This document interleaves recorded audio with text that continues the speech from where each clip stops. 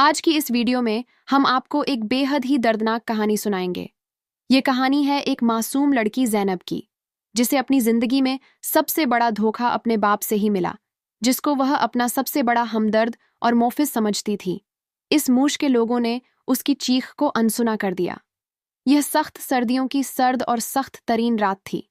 Hamid hospital में इधर उधर चक्कर लगा रहा था कि इतने में नर्स घबराई हुई बाहर आई और कहने लगी, बड़े अफसोस के साथ हमें कहना पड़ रहा है कि हम आपकी बीवी को नहीं बचा पाए। उसके हाथ में एक बच्ची थी। उसने वह बच्ची हामिद की तरह बढ़ाई और हामिद ने जल्दी से बच्ची को पकड़ा और अपने सीने से लगा लिया और दहाड़े मार मार कर रोने लगा। या मेरे खुदा, ये बिन माँ की बच्ची कैसे पलेग? ये तूने मुझ पर कैसी आजमाइश डाल दी? ये कैसा पहाड़ मुझ पर टूट पड़ा है? मैं अपनी बच्ची को संभाल लूंगा या मेहनत मजदूरी करूंगा। इतने में के करीबी रिश्तेदार वहां आ गए और उनमें से किसी ने उसके कंधे पर हाथ रखा और उसे तसल्ली दी। उसकी बीवी को घर ले जाया गया और उसे सुपुर्द एक खाक कर दिया गया। हामिद ने अपनी बेटी को अपनी बहन की गोद में डाल दिया और कहने लगा, इस बच्ची को मैं तुम्हारे हवाले करता हूं। यह बिन मां की बच्ची है, मैं किसी पर भरोसा नहीं कर सकता। लेकिन उस बहन ने फौरन ही बच्ची को हामिद को वापस कर दी और कहने लगी, यह बहुत मनहूस बच्ची है। क्या तू नहीं जानता? ये तो पैदा होते ही अपनी मां को खा गई और पता नहीं बड़े होकर क्या गुल खिलाएगी। मुझसे इस मनहूस लड़की का साया भी दूर रखो, मैं इसे नहीं पाल सकती। हामिद रोता हुआ अपनी बच्ची को गोद में लिए घर वापस आ गया। उसने अपनी बेटी का नाम ज़ैनब रखा। इसके बाद वह बच्ची अपनी नानी के पास पलने लगी। हामिद अपने घर में तने तनहा रहने लगा। वह एक मेडिकल स्टोर पर काम करता था। जब शाम को घर लौटता तो तन्हाई उसे सताने लगती। वह हर वक्त अपनी बीवी के गम में मुब्तला रहता और इसी तरह वह नशे का आदी हो गया। और जब वह नशे की हालत में अपने बिस्तर पर लेटता तो उसे यही ख्याल आता कि ना यह बेटी पैदा होती और ना मेरी बीवी मरती। अगर यह मनहूस बेटी पैदा ना होती तो मेरी बीवी जिंदा होती। यह सच में मनहूस है। इसी की वजह से मेरी जिंदगी बर्बाद हुई है। वह हर वक्त नशे में चूर रहता और वह काम में भी लापरवाही करने लगा। इसी तरह वक्त गुजरता रहा। धीरे धीरे ज़ैनब 13 साल की हो गई। अब उसकी नानी का भी इंतकाल हो गया था और अब ज़ैनब को अपने बाप के पास उसके घर वापस लौटना पड़ा। लेकिन इन 13 सालों में ज़ैनब ने अपने बाप को हद से ज्यादा नफरत करते देखा था। एक दिन ज़ैनब ने कहा, अब्बा हुजूर, आप मुझसे इतने रूठे हुए क्यों रहते हैं? हामिद ने कोई जवाब ना दिया। उसके दिमाग में ना जाने क्या चल रहा था। वह तो पहले ही कामचोर हो गया था। ज़ैनब रोज कहती कि अब्बा, तुम काम पर क्यों नहीं जाते हो? अगर तुम काम पर नहीं जाओगे तो हम लोग क्या खाएंगे? लेकिन हामिद हर वक्त नशे में चारपाई पर पड़ा रहता है।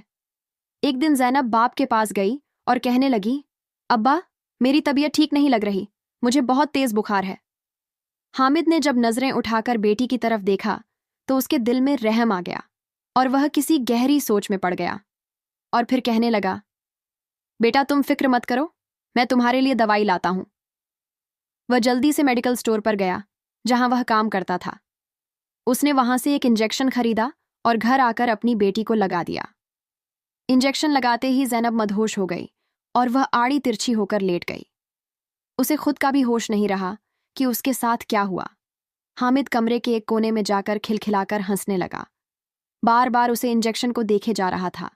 शाम को जब ज़ैनब की आंख खुली तो उसे बुखार महसूस नहीं हो रहा था। फिर यह सिलसिला यूं ही चलने लगा। पहले तो हामिद अपनी बेटी को खाने में ऐसी दवा मिलाकर देता जिससे उसे बुखार हो जाता और फिर वह वही इंजेक्शन लगाकर कहता, तुम फिक्र मत करो, जल्दी ठीक हो जाओगी। आज हामिद ने अपनी बेटी को आवाज़ लगाई, बेटी, आज कुछ खाने में अच्छा बना लेना, मेरा दोस्त घर आ रहा है। ज़ैनब ने पूछा, अब्बा, कौन सा दोस्त? हामिद बोला, तुझे उसने बचपन में देखा था और वह तुझे बहुत खिलाया करता था और आज इस्लामाबाद से सीधे हमारे घर आ रहा है, इसलिए कह रहा हूं खाने का इंतज़ाम कर लो। सर्दियों की सख्त रात थी। अचानक दरवाजे पर किसी ने दस्तक दी। हामिद ने जाकर दरवाज़ा खोला तो उसके सामने उसका दोस्त जावेद खड़ा था। दोनों गले मिले, दोनों हम उम्र थे। हामिद का दोस्त बोला, अरे भाई, इधर ही खड़े रखोगे या अंदर भी बुलाओगे? हामिद ने जल्दी से उसे अंदर बिठाया और अपनी बेटी को आवाज़ दी, ज़ैनब, खाना लेकर आओ, मेरे दोस्त को भूख लगी है। इतने में कमरे का दरवाज़ा खुला और जैनब हाथ में खाने की थाली सजाए दाखिल हुई। लेकिन जावेद खाने को नहीं, बल्कि जैनब को देख रहा था। वह तो उसको देखते ही पलक झपकना भूल गया। इतनी खूबसूरत लड़की, इतना अच्छा कद काट, जवानी से भरपूर, उसके होठों पर मुस्कुराहट आ गई। हामिद ने फौरन उंगली चटकाई और कहा, कहाँ गुम हो गए?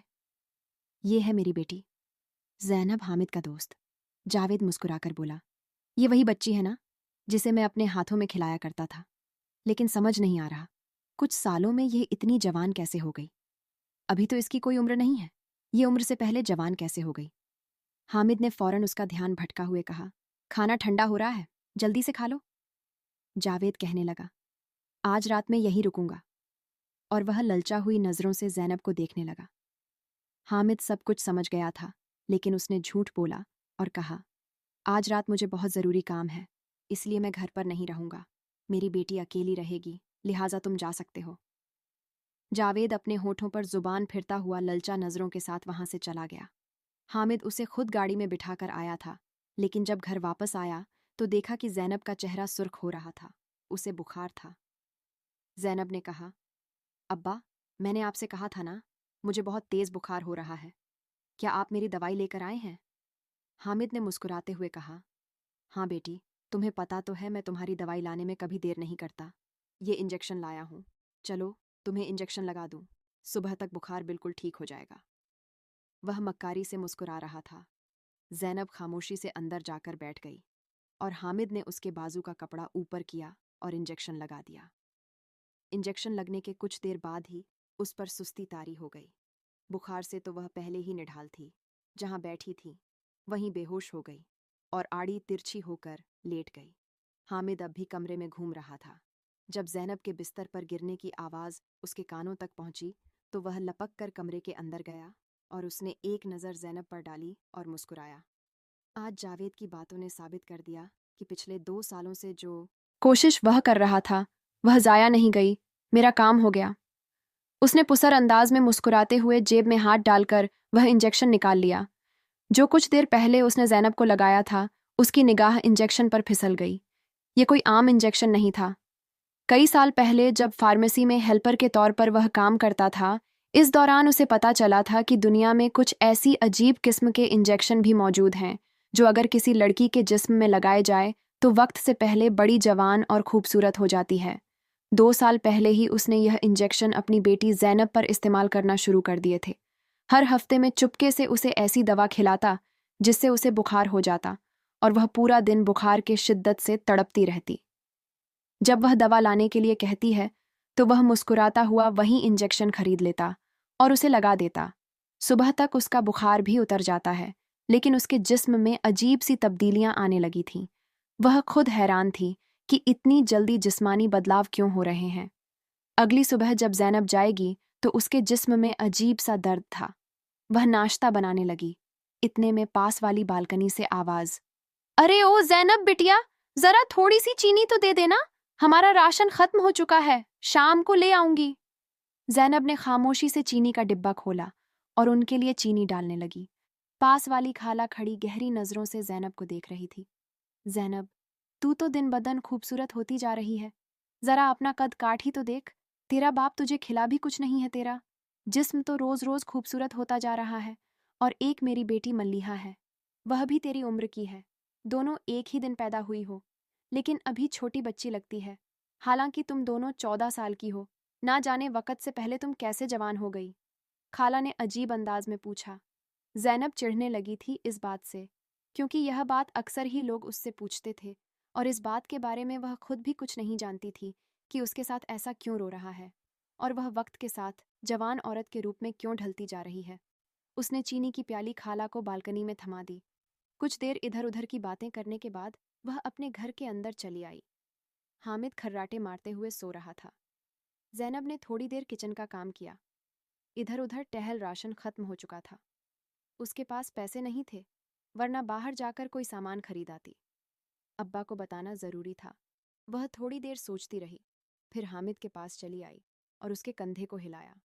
हामिद हड़बड़ा कर उठ बैठा, जैसे कोई कयामत आ गई हो। क्या हुआ, क्यों उठा रही हो? सुबह सुबह कितनी बार कहाँ है? जब मैं कच्ची नींद से जागता हूं तो मेरी तबीयत खराब हो जाती है। मुझे जल्दी मत उठाया करो, बिल्कुल अपनी माँ की तरह हो। उसे भी हर वक्त यही पड़ा रहता था। वह हर वक्त मुझे ऐसे ही सुबह सवेरे उठा देती थी ताकि मैं काम पर चला जाऊं। तो ज़ैनब कहने लगी, अब्बा, अगर आप सोते रहेंगे तो पैसे कहाँ से आएंगे? 1 महीना हो गया, आपने मजदूरी और काम करना भी छोड़ दिया है। अगर आप काम पर नहीं जाओगे तो घर कैसे चलेगा? हामिद गुस्से से उसे देखने लगा। बोला, मुझसे नहीं होती, और मजदूरी मैं अपना कारोबार करूंगा। सारा दिन मजदूरी करूं, फिर दिन के 400 मिलते हैं, इससे कुछ ठीक से खाना भी नहीं खाया जाता। वह गुस्से से चिल्ला उठा। ज़ैनब खामोश हो गई। सारी जिंदगी अम्मा अब्बा की यही लड़ाई चलती रहती थी।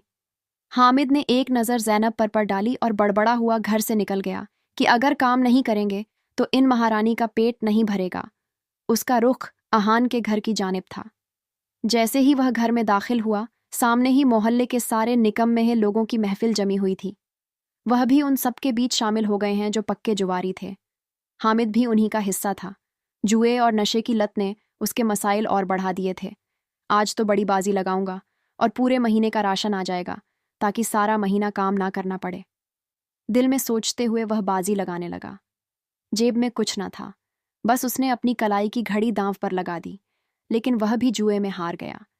जब हामिद जुआ खेलते खेलते सब कुछ हार गया तो सामने बैठे शमशेर ज्वारी ने मुस्कुराते हुए कहा, क्या 1 करोड़ रुपया देता हूं अपनी बेटी?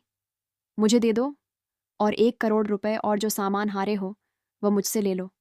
1 करोड़ रुपए का नाम सुनकर हामिद ने हामी भर दी और शमशेर ज्वारी को अपने साथ अपने घर ले गया। दरवाजे पर दस्तक दी। ज़ैनब ने दरवाज़ा खोला। शमशेर ज्वारी हंसते हुए बोला, अब तो ठीक है, अब तुम्हारी बेटी को उठाकर अपने घर ले जाऊं। हामिद ने हाँ में सर हिला दिया और फिर शमशेर ज़ैनब के करीब पहुंच गया। ज़ैनब डर कर पीछे हटने लगी और शोरगुल में मचाने लगी। उसी वक्त हामिद ने ज़ैनब को इंजेक्शन लगा दिया। शमशेर ने उसका बाजू जोर से पकड़ा। ज़ैनब को अपनी आंखों पर यकीन न आया और वह बेहोश होकर गिर पड़ी। और फिर शमशेर ने कंधे पर बेहोश पड़ी हुई ज़ैनब को उठाया और घर से बाहर निकल गया। बाहर उसकी शानदार गाड़ी खड़ी थी। गाड़ी स्टार्ट होते ही जैसे ही उसने ज़ैनब को गाड़ी में डाला, गाड़ी उसने तुरंत स्टार्ट की और वहां से 9-2-11 हो गया। हामिद के चेहरे पर एक पुरसुकून मुस्कान खेल रही थी। इतनी आसानी से नहीं, शमशेर खान, मेरी बरसों की मेहनत है, सिर्फ 1 करोड़ रुपए में जाने नहीं दूंगा। उसका रुख बैंक की तरफ था। शाम तक उसने चेक कैश करवाकर सारा रुपया कैश के सूरत में जमा कर लिया। दूसरी जानिब जबकि आंख खुली तो उसने खुद को शानदार बेडरूम में पाया। वह हड़बड़ा कर उठ बैठी। ये क्या, मेरा घर तो टूटा फूटा पुराना था, मैं कहाँ आ गई? वह कर रही उसे याद आया, बेहोश होने से पहले क्या हुआ था। हामिद और शमशेर ने उसे पकड़ा था और फिर हामिद ने उसे इंजेक्शन लगाया था। एकदम से उसकी रूह कांप गई। मुझे अपने बाप से यह उम्मीद नहीं थी।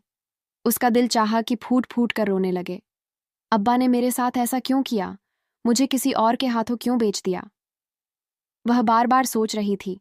तभी अचानक कमरे का दरवाज़ा खुला और शमशेर अंदर दाखिल हुआ।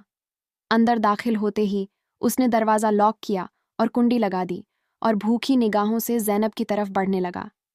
ज़ैनब डर की वजह से थर थर कांप रही थी। मुझे वापस जाने दो, मुझे वापस जाना है। शमशेर ने एक जोरदार कहकहा लगाया और हंसते हुए कहा, तुम्हारा अब्बा खुद मेरे हाथों फरोख्त हो चुका है। पूरे 1 करोड़ रुपए में तुम्हें उसने मुझे बेच दिया है। अब तुम्हें बचाने कोई नहीं आएगा। ज़ैनब का दिल चाहा कि वह ज़मीन फट जाए और वह उसमें समा जाए। शमशेर उसके करीब आ रहा था, लेकिन तभी अचानक दरवाज़ा बजा। शमशेर झुंझला गया। इस वक्त कौन आ गया? उसने दरवाज़ा खोला। बाहर मुलाजिम खड़ा था।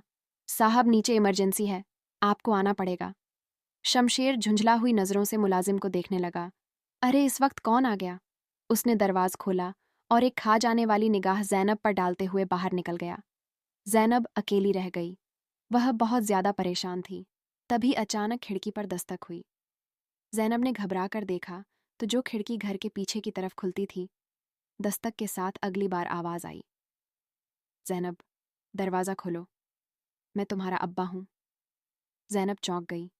उसने आगे बढ़कर खिड़की खोली। वाकई वह हामिद था। वह खामोश रहने का इशारा कर रहा था। ज़ैनब को एक जोरदार झटका लगा। जल्दी बाहर आओ, मैं तुम्हें यहां से निकालने आया हूं।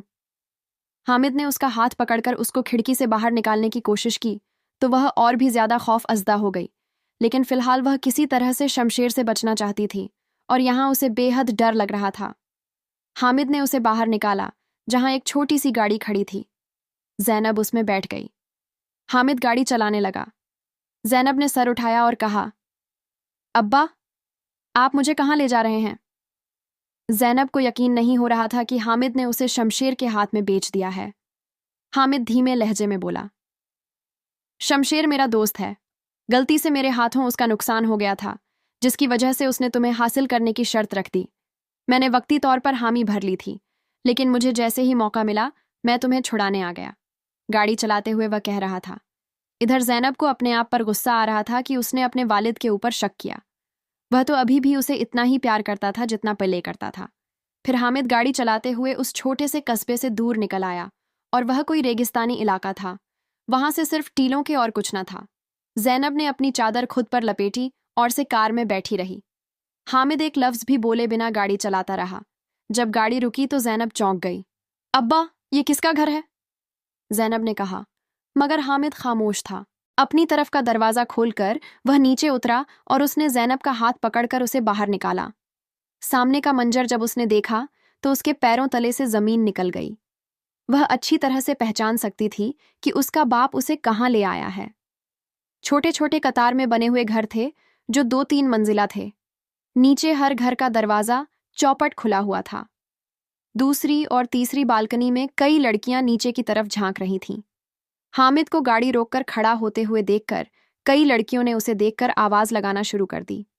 कई लड़कियों की बातें इतनी शर्मनाक थीं कि जैनब को अपना वजूद पानी पानी होता महसूस हुआ। वह अध नंगे कपड़े पहनी थी और अजीब अजीब गाने गा रही थीं और मर्दों को रिझा रही थीं। जैनब के कानों से यह सब टकरा रहा था। वह कांप कर रह गई। अब्बा, यहां से वापस चलो। वह घबरा गई, मगर हामिद ने एक सर्द निगाह उस पर डाली और आगे बढ़कर उसकी बाजू पकड़ लिया। यहां से वापस क्यों जाऊं? सालों से तुझ पर जो खर्च किया है उसे वसूल करने का वक्त आ गया है। चल अंदर। वह उसे घसीट के अंदर की तरफ ले जाने लगा। जैनब बिल्कुल सन्न में रह गई। तो क्या अब्बा ने जानबूझकर पहले मुझे शमशेर के हाथ बेचारा, अब यहां ले आए? उसके लब से चीख निकाली और उसने खुद को छुड़ाने की कोशिश की, मगर हामिद अब एक बेरहम सौदागर बन चुका था। वह उसे घसीटते हुए कमरे में ले गया। वहां बैठी एक मोटी सी औरत जिसने साड़ी पहनी थी, जैसे ही जैनब को देखा सीधी होकर बैठ गई। हामिद ने जैनब को उसके सामने धक्का दिया और कहा, देखो तुम्हारे लिए क्या चीज लेकर आया हूं। वह मोटी औरत कहने लगी, वह क्या कमाल की चीज लाया है। और हामिद से कहा, यह तुम्हें कहाँ मिली? ये तो हीरा है। हीरा? औरत ने जैनब के गले पर हाथ फेरते हुए कहा और वह झरझर लेकर रह गई। हामिद मुस्कुरा दिया और उसे बताया कि यह सिर्फ 14 साल की है, लेकिन यह खूबसूरत जिस्म और यह खूबसूरती सब मेरी दिन है। ये तुम्हारे कोठे पर ऐसी रौनक लगाएगी कि तुम माला माल हो जाओगी। बस मुझे मेरा हिस्सा दे दो। वह औरत जो कोठे की मालकिन थी इतराते हुए बोली, ऐसे माल के लिए तुझे तो हम ना जाने कितने पैसे देने को तैयार हैं। जैनब उठकर भागने लगी, मगर वहां मौजूद आदमियों ने उसे पकड़कर इस औरत के कदमों में डाल दिया। वह बुरी तरह रोने लगी और अपने बाप से मिन्नतें करने लगी कि उसे नाना के घर छोड़ आए, लेकिन हामिद मुस्कुराता रहा। 14 साल की उम्र है, लेकिन यह तो बिल्कुल 22 साल की जवान लड़की लग रही। उस औरत ने जैनब को घूरते हुए कहा, लेकिन तुमने यह कैसे किया? और उसने सवाल किया। हामिद एक जोरदार कहकहा लगाकर हंस पड़ा। लोग समझते हैं कि यह मेरी बेटी है, लेकिन ऐसा कुछ भी नहीं। जब यह अपनी माँ के पेट में थी तो इसकी माँ कुंवारी थी। उसे सहारे की तलाश थी और मैं उसे दिखा तो उसने सोचा कि मैं उसकी जिंदगी संवार दूंगा, लेकिन यह उसकी भूल थी। हामिद ने फिर से कहकहा लगाया और औरत की दी हुई रकम गिनने लगा। लालच और हवस उसके चेहरे पर फैली हुई थी। यह मुझे मजबूर करती थी कि मेहनत मजदूरी करके पैसे कमा कर लाऊं। इसकी माँ के मरने के बाद यह लड़की और भी मुसीबत बन गई। दिन रात सामान मंगवा पैसे मांगती। मेरी जेब में पैसे ना होते तो मुझे काम धंधा करने का, मजदूरी करने का मशवरा देती। तब मुझे मेरे एक दोस्त ने मशवरा दिया कि मुझे अपनी बेटी पर ध्यान देना चाहिए, वह मेरी कमाई का जरिया बनेगी। इसलिए मैंने इसे इंजेक्शन लगाए, जिससे यह वक्त से पहले ही जवान हो गई। अब यह यहाँ कमाएगी और मैं हर महीने इसका हिस्सा वसूल किया करूंगा। हामिद ने मुस्कुराते हुए कहा। मेरी तो जिंदगी संवर गई क्यों। खानम खानम हंस दी और कहने लगी, तू तो बहुत ही लालची निकला। जैनब उसकी बातें सुनकर पत्थर की हो गई थी। उसकी आंखें फटी पड़ी थीं कि अब्बा ये सब क्या कह रहे हैं। वह फूट फूट कर रोने लगी, लेकिन हामिद पर कोई भी असर ना हुआ। उसने पैसे जेब में डाले और कोठे से बाहर निकल गया। हामिद ने सोचा कि वह यहाँ से भाग जाएगा और चैन की जिंदगी जीएगा, लेकिन उसके कि गए जुल्मों का हिसाब होना बाकी था। वह सड़क पार कर रहा था और अपने लालच में इतना अंधा था कि उसे एक आता हुआ ट्रक भी दिखाई ना दिया। ट्रक ने उसे इतनी जोर की टक्कर मारी कि वह दूर उछाल कर गिरा। लोगों ने उसकी चीख सुनी तो दौड़कर उसके पास आए। उसकी गर्दन टूट चुकी थी, खून का फव्वारा बह रहा था। कुछ ही सेकंड में उसकी रूह जिस्म से निकल गई। दूसरी तरफ जैनब कोठी से भागने की कोशिश में लगी थी। जब सबने सोचा कि वह बेहोश हो गई है तो उसे पिछले कमरे में डाल दिया गया, मगर वह तो सिर्फ नाटक कर रही थी। जैसे ही लोग वहां से गए, उसने अपना छुपाया हुआ खंजर निकाला और दरवाजे का लॉक खोलने की कोशिश की। किस्मत अच्छी थी, लॉक खुल गया और वहां से भाग निकली और अपनी खाला के घर पहुंची। जब खाला ने उसकी हालत देखी और उसकी आपबीती सुनी तो उसे गले से लगा लिया। कुछ ही दिनों में उसे गले से लगा लिया। कुछ ही दिनों में खाला ने जैनब की शादी अपने बेटे से कर दी और फिर वह अपनी जिंदगी में महफूज थी। सबक इस कहानी से हमें सबक मिलता है कि माँ की गैर मौजूदगी में औलाद दर दर की ठोकर खाने पर मजबूर हो जाती है। अल्लाह पाक हर एक के वालिदैन को सलामत रखे, माँ बाप को सलामत रखे हैं, क्योंकि वह शख्स हामिद तो जैनब का बाप था ही नहीं, वह तो एक जालिम शख्स था। बाप क्या ऐसे होते हैं जो अपनी ही बेटी को कोठे पर बेच देते हैं? हरगिज नहीं, बाप ऐसा कभी भी नहीं कर सकते। बाप तो बेटी के मोफिज होते हैं, उसके सुख दुख के साथ ही होते हैं। आज की इस वीडियो में इतना ही। आपको यह कहानी कैसी लगी कमेंट बॉक्स में ज़रूर बताएं और इस वीडियो को लाइक ज़रूर करें। नए आने वाले लोग चैनल को सब्सक्राइब कर लें। शुक्रिया।